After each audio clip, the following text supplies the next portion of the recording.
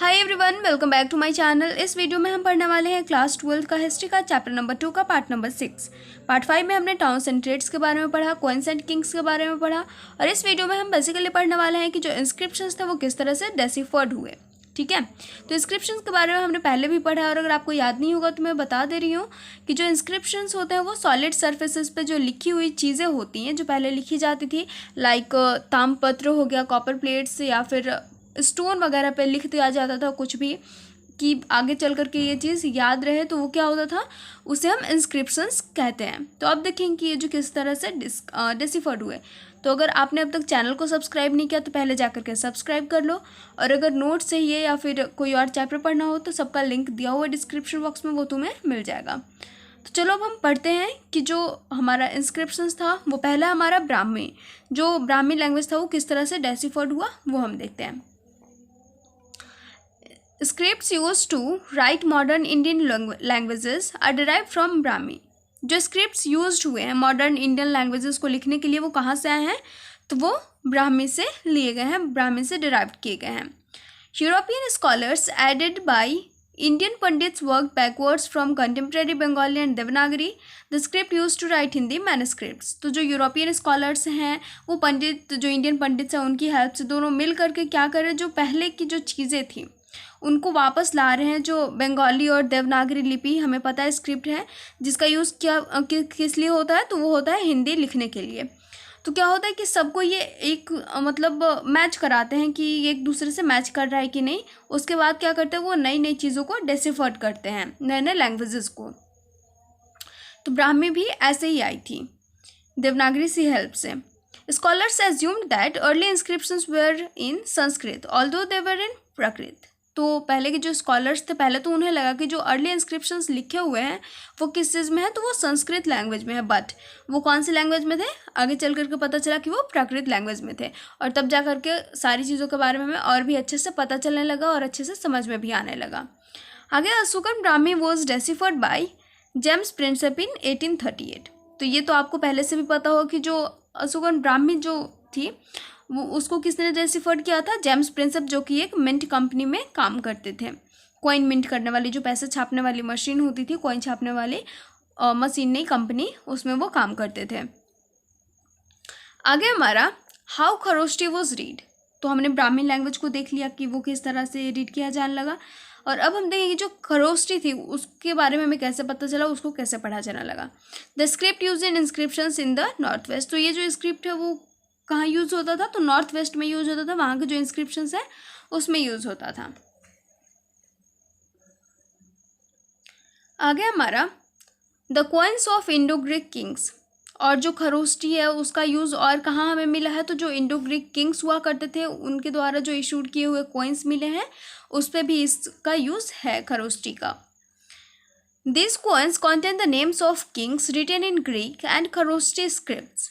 और ये जो कॉइन्स हमें मिले हैं उनमें दो चीज़ें हैं, इनका जो नाम लिखा हुआ है वो ग्रीक में भी लिखा हुआ है और खरोष्टी स्क्रिप्ट्स में भी लिखा हुआ है।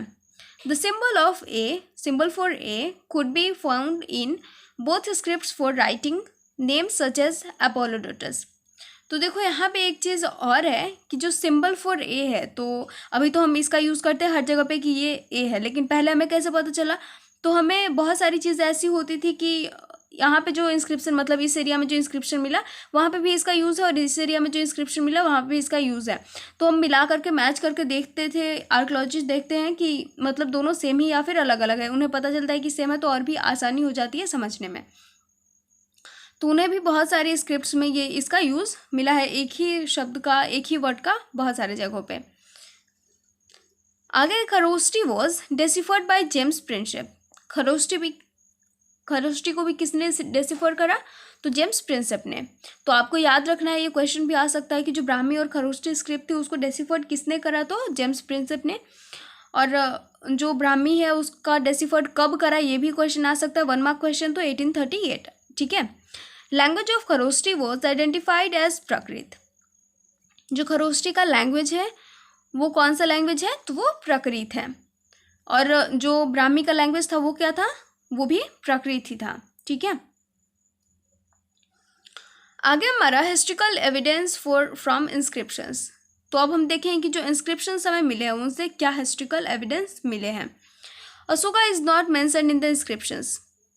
अशोका जो है बहुत सारे इंस्क्रिप्शंस में मेंशन नहीं किया गया, इसका नाम नहीं लिखा हुआ है। तो इसकी जगह पे क्या लिखा हुआ होगा, क्योंकि अशोकन इंस्क्रिप्शंस तो हमें बहुत सारे मिले हैं आर्कियोलॉजिस्ट को, तो उसके जगह पे title adopted by the rulers, जो अडॉप्ट किया गया था टाइटल्स, जो अशोका को टाइटल मिला था, Devanampiya beloved of the gods and Piyadasi pleasant to behold. तो देखो देवनाम पिया भी अशोका के लिए ही यूज होता है, उसी को टाइटल मिला था ये, जिसका मतलब होता है beloved of the God's, God के लिए मतलब बहुत ही ज़्यादा वो बिलव्ड होता है। और पियादसी भी टाइटल उन्हीं को मिला है, जिसका मतलब होता है प्लेजेंट टू बी होल्ड। ठीक है, सबको ये बहुत ज़्यादा प्यारा होता है। After finding that the match in terms of content, style, language and palaeography, तो क्या होता है कि बहुत सारे इंस्क्रिप्शंस ऐसे मिले हैं, तो उनके जो कंटेंट्स होते हैं, स्टाइल होता है, लैंग्वेज होते हैं, पैलियोग्राफी होती है, सारी चीज़ें क्या करती हैं, एक दूसरे से मैच करती हैं। Epigraphy have concluded that they were issued by the same ruler.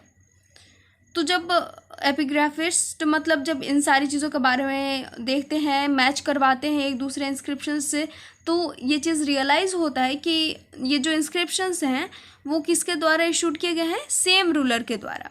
तो हमें पता है कि जो इंस्क्रिप्शंस हमें मिले बहुत सारे, कुछ अफ़गानिस्तान में मिले, कुछ नॉर्थ इंडिया में मिले अशोकन इंस्क्रिप्शंस, तो क्या थे, वो सेम थे, सेम रूलर ने उन्हें लगवाया था, उन्हें इशूड किया था। तो हमें कैसे पता चला, हमने उसको मैच करा तो उसके बाद ही पता चला होगा, एक ही चीज़ उसमें मिली होगी हमें तब पता चला होगा। आगे हमारा the inscription has not been found in the region that was conquered. देखो इसके अलावा एक और चीज़ है कि जो इंस्क्रिप्शंस थे वो हमें उस रीजन में नहीं मिले जहाँ पे कलिंगा, हमें पता है कि कलिंगा का वॉर हुआ था अशोका, और कलिंगा को अब ओडिशा कहा जाता है। तो इस वॉर में जो कॉन्क्योर किया था अशोका ने, जो जिस एरिया को उसने जीत लिया था, वहाँ पे इंस्क्रिप्शन नहीं मिले हैं। तो क्यों नहीं मिले हैं, ये क्वेश्चन आता है कि जब उसने जीत लिया था इस एरिया को तो फिर वहाँ पे इंस्क्रिप्शन होना चाहिए था, अशोकन पिलर्स होने चाहिए थे।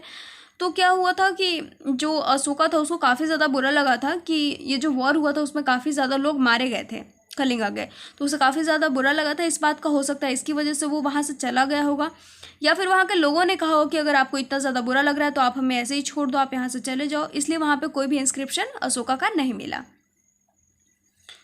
आगे हमारा the limitation of inscriptional evidence. अब देखेंगे हम कि जो इंस्क्रिप्शनल एविडेंस है उनमें भी क्या है, लिमिटेशन है। लेटर्स वेयर फैंटली इनग्रेव्ड, जो लेटर्स यूज्ड हुए हैं इंस्क्रिप्शन में, जो लेटर्स यूज्ड हुए हैं वो भी धीरे धीरे क्या हो गए, मिटने लगे हैं, मिट गए। इंस्क्रिप्शन में भी डैमेज्ड और लेटर मिसिंग, बहुत सारे इंस्क्रिप्शन डैमेज हो चुके हैं, क्योंकि काफ़ी पहले की बात है, काफ़ी पुरानी बात है। तो अगर कुछ पत्ते वत्ते पे लिखा होगा तो हमें पता है कि वो नहीं मिल सकता है, वो डैमेज हो गया होगा पूरी तरीके से, और वो कभी नहीं मिल सकता है। तो क्या है, जो इंस्क्रिप्शंस, तो हमें इंस्क्रिप्शन लिखे हुए तो हमें पता है कि सॉलिड चीज़ों पे लिखी जाती थी, तो वो तो हमें मिलेगा, लेकिन क्या होगा, इतने साल हो गए तो वो डैमेज हो सकता है, उसके कुछ लेटर्स मिसिंग हो सकते हैं। जैसे अगर कोई नाम ही है तो अगर उसके बीच वाला कोई एक लेटर मिस हो जाए तो वो पूरा का पूरा नाम गलत पढ़ा जाएगा। इसलिए जो आर्कियोलॉजिस्ट है वो क्या करते हैं, वो बीच का जो स्पेस जहाँ पे कोई वर्ड मिस हो जाता है, नहीं मिलता है उन्हें, तो वो उसको खाली छोड़ देते हैं, जिससे कि पता चलता है कि उन्हें भी इसके बारे में भी नहीं पता चला है। आगे हमारा it is not always easy to be sure about the exact meaning of the words used in inscriptions. और ये भी हमेशा ईजी नहीं होता है कि जो भी चीज़ें इंस्क्रिप्शन में लिखी हुई है उसका एकदम एग्जैक्ट मीनिंग उन्हें पता चले। Although several thousands inscriptions have been discovered, not all have been deciphered.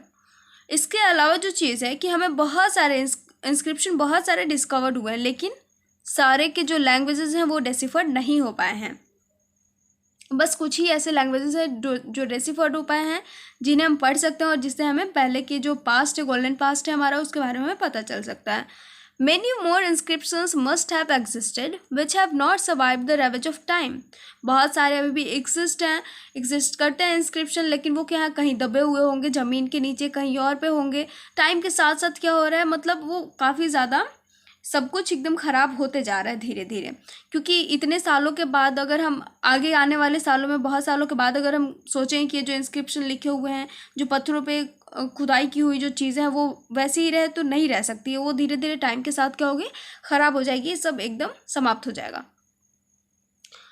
We may not consider politically or economically, तो जो इंस्क्रिप्शंस हमें मिले हैं उसकी हेल्प से जो पॉलिटिकली और इकोनॉमिकली चीज़ें हम उसको भी नहीं समझ सकते, क्योंकि जो इंस्क्रिप्शन लिखा जाता है वो जो लिखने वाला इंसान होता है उसके पॉइंट ऑफ व्यू से लिखा जाता है, या फिर जो किंग होता था उसके पॉइंट ऑफ व्यू से लिखा जाता था। तो हम नहीं ये कर सकते हैं कि ये जो चीज़ लिखी हुई है वो सबके लिए सही होगी, या फिर जो पॉलिटिकली चीज़ें होती थी, क्योंकि हमें ट्रेड के बारे में तो पता है, कहाँ ट्रेड होता था ये भी पता है, लेकिन क्या क्या यूज़ होता था, कैसे कैसे, एकदम हर चीज़ हमें डिटेल में नहीं पता है। तो हम इकोनॉमिकली या फिर पॉलिटिकली किसी भी चीज़ को उतने डीपली नहीं जान सकते हैं। तो ये था हमारा चैप्टर, और आई होप आपको अच्छे से समझ में आ गया होगा।